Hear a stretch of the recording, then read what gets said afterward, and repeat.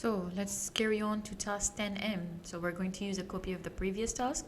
And we're going to produce a report for the directors of the company, which will prompt the user to enter the discount criteria. As you can see the words over here, prompts and enter specific data. Then here you should remember about the dynamic parameter.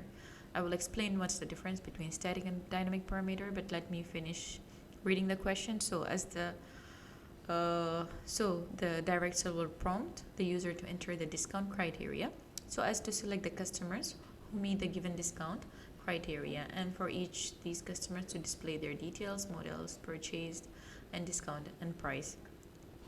So there is a static parameter. So we have been using the static parameter, which is specifically what exactly criteria you want, and you're just going to put it over here.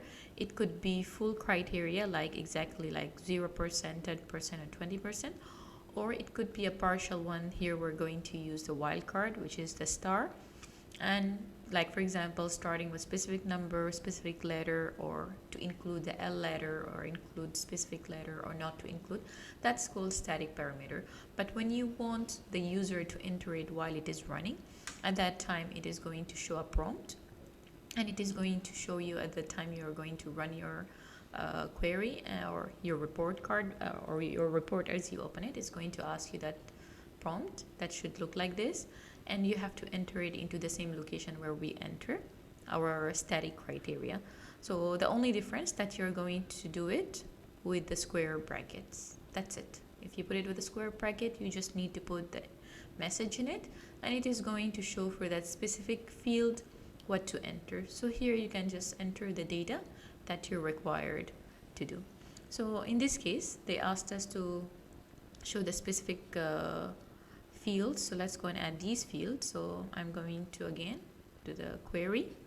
So let's add our details. So mainly the customer details, we can add them. The most important is just to show the information now is the discount. We may also add the model name and their price, for example, and let's check it. Okay, so now they're asking us to put a criteria for the discount. So we need to put a dynamic parameter for the discount. So over here you can put the brackets, and you can put enter the discount. So over here now, when we run it, what will happen, they will ask you for the discount. So you can put, is it 0% or whatever percent it is, you can see your discount is going to appear.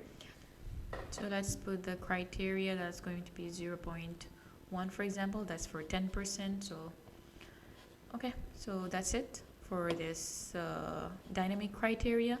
All right, the last part is left. Now let's save the query, and we need to create it into a report card. So I'm going to call it task 10, that was task 10M, and specifically we can say entering the or we can say dynamic parameter, discount dynamic, let's name it.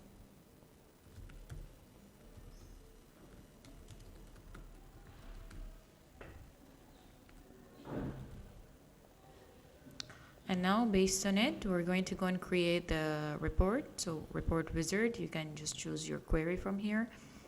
And then next, just next, as I have many fields, I'm just going to select the landscape. All right, they're asking us for the amount of the discount. You can see, you can enter it over here, and you will be able to see your report.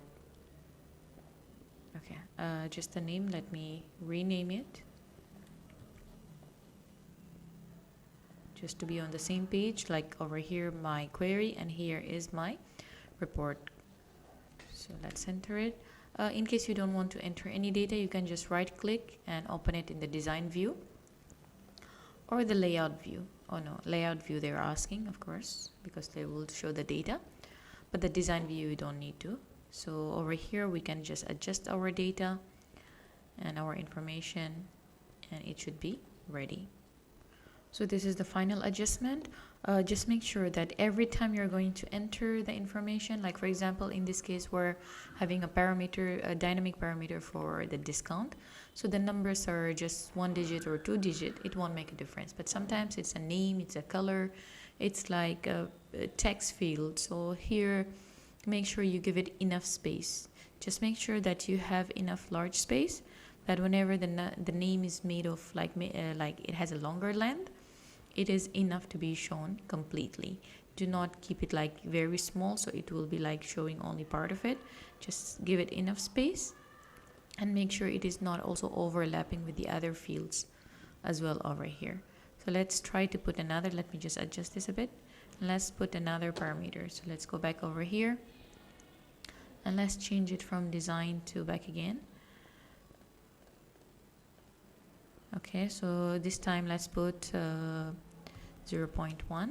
So you can see this is our 10% showing also. So that's the end of this task. Let's move to the next task in the next video.